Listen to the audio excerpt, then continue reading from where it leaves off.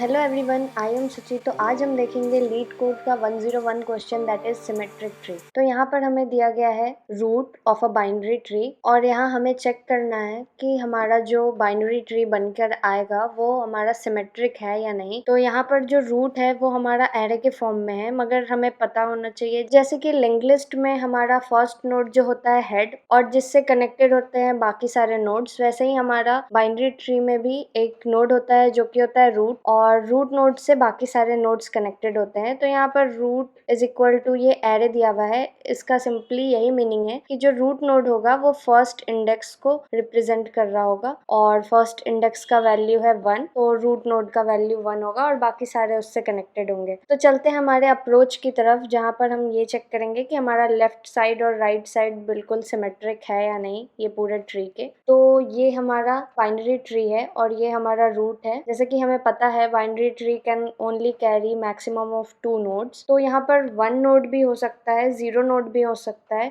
और maximum of 2 node भी हो सकता है, किसी भी एक नोड का चाइल्ड। जो यहाँ पर हमारा रूट दिया गया है 1 1 2 2 3 4 4 3, वो हमारा लेवल ऑर्डर वाइज अरेंज किया हुआ है। मीन्स हमारा जो फर्स्ट लेवल पे होगा सिंगल नोड वो 1 को कंटेन करेगा, फिर सेकंड लेवल पे हमारा 2 नोड है जो कि 2 और 2 वैल्यू को कंटेन कर रहा है, फिर हमारा थर्ड लेवल होगा जिसमें बाकी के 3 4 4 3 वैल्यू कंटेन हो रहे हैं। अब हमारा जो फर्स्ट नोड है वो रूट है, फिर अगर हम रूट डॉट लेफ्ट लिखे तो हमें ये नोड मिलने वाला है और अगर हम रूट डॉट राइट लिखे तो हमें ये नोड मिलने वाला है। तो मैंने यहाँ पर left is equal to root dot left कर दिया है और यहाँ पर right is equal to root dot right. अब हमें ये सिमेट्रिसिटी चेक करने के लिए एक फंक्शन लेना पड़ेगा जिसका मैं नाम दे रही हूँ यहाँ पर सिमेट्रिक फंक्शन, जो कि कंटेन करेगा 2 आर्गुमेंट्स दैट इज एक लेफ्ट और एक राइट। अब इसके अंदर हम चेक करने वाले हैं एक इफ कंडीशन के साथ कि लेफ्ट का जो वैल्यू है वो राइट के वैल्यू के इक्वल अगर नहीं होता है तो हम रिटर्न फॉल्स कर देंगे, मीन्स क्या हो गया, नॉट सिमेट्रिक। और अगर ऐसा नहीं होता है मीन्स हमारा लेफ्ट डॉट वैल्यू और राइट डॉट वैल्यू इक्वल आ जाता है, जैसे कि यहाँ पर हो रहा है लेफ्ट का वैल्यू जो है 2 और राइट का वैल्यू जो है 2, दोनों इक्वल है, तो हम इफ कंडीशन के अंदर तो आएंगे नहीं। तो फिर हम जाएंगे एल्स कंडीशन में और एल्स कंडीशन में हमें क्या करना है, वापस से इस फंक्शन को कॉल कर देना है। अब यहाँ पर जैसा कि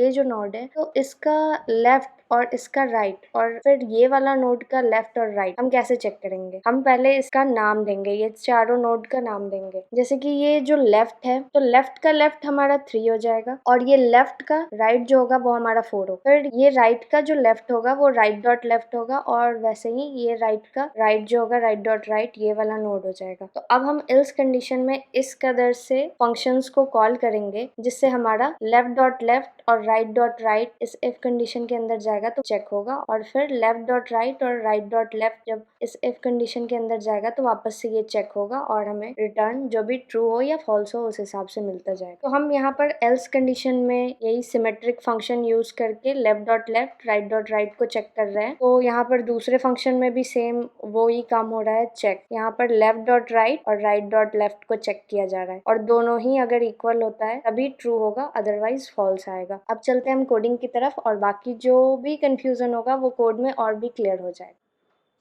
तो यहाँ पर हम लेंगे एक इफ कंडीशन जिसमें हम चेक करेंगे रूट अगर नल हो जाता है तो हम रिटर्न ट्रू करने वाले हैं, क्योंकि अगर हमारा रूट ही नल होगा तो आगे कुछ चेक करने की जरूरत ही नहीं है। और इसके बाहर हम रिटर्न में एक फंक्शन कॉल करेंगे जो मैंने अभी शो किया था, सिमेट्रिक फंक्शन, जिसमें हम 2 आर्गुमेंट्स लेने वाले हैं, रूट डॉट लेफ्ट और रूट डॉट राइट। और अब हम बढ़ते हैं सिमेट्रिक फंक्शन की तरफ जो कि होगा एक बूलियन टाइप का।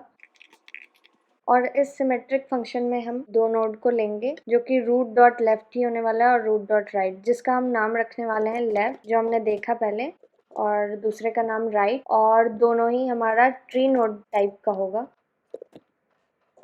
सबसे पहले हम ये देखते हैं इफ कंडीशन में कि हमारा लेफ्ट और राइट नल है या नहीं,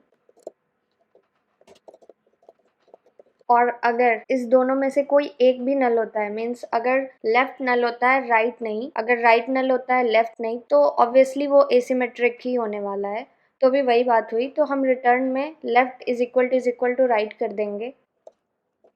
तो इससे क्या होने वाला है हमारा, अगर हमारा यहाँ पे लेफ्ट नल है या राइट नहीं, या राइट नल है लेफ्ट नहीं, तो यहाँ पर फॉल्स रिटर्न होगा। अगर दोनों ही नल है तो यहाँ पर रिटर्न ट्रू होने वाला है। अगेन हम एक इफ कंडीशन लेंगे और उसमें फाइनली हम चेक करने वाले हैं, लेफ्ट का वैल्यू और राइट का वैल्यू कंपेयर करने वाले हैं, जो कि हमने देखा पहले। अगर लेफ्ट का वैल्यू और राइट का वैल्यू इक्वल नहीं होता है तो हम क्या करेंगे, रिटर्न फॉल्स कर देंगे। अगर हमारा लेफ्ट का वैल्यू और राइट का वैल्यू इक्वल आता है तो हम इस इफ कंडीशन के अंदर आएंगे ही नहीं, और लास्ट में हम रिटर्न में कॉल करने वाले हैं ये सिमेट्रिक फंक्शन। और यहाँ पर हम वैसे ही जो हमने देखा, लेफ्ट लेफ्ट लेंगे, राइट राइट लेंगे, और फिर हम यहाँ पर डबल एम्परसैंड के साथ एंड कंडीशन डालते हुए यहाँ पर फिर से एक सिमेट्रिक फंक्शन को कॉल करेंगे, जहाँ पर हमारा लेफ्ट डॉट राइट और राइट डॉट लेफ्ट कंपेयर हो रहा होगा।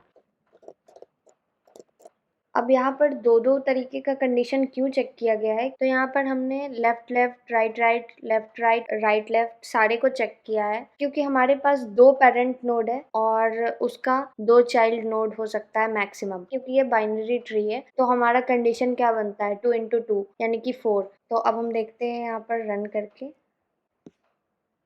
तो हमारा ये कंडीशन एक्सेप्ट हो रहा है। अब हम सबमिट करते हैं, तो हमारा सॉल्यूशन एक्सेप्टेड है। तो ये रहा फाइनल सॉल्यूशन, आप देख सकते हो। अगर आपको वीडियो अच्छी लगी हो तो प्लीज़ लाइक करिएगा और चैनल को सब्सक्राइब करिएगा। अगर आपको कुछ भी कहना हो या आपके पास बेटर सॉल्यूशन हो तो प्लीज़ कमेंट बॉक्स में शेयर करिएगा। I am always there to listen. तो मिलते हैं नेक्स्ट वीडियो में।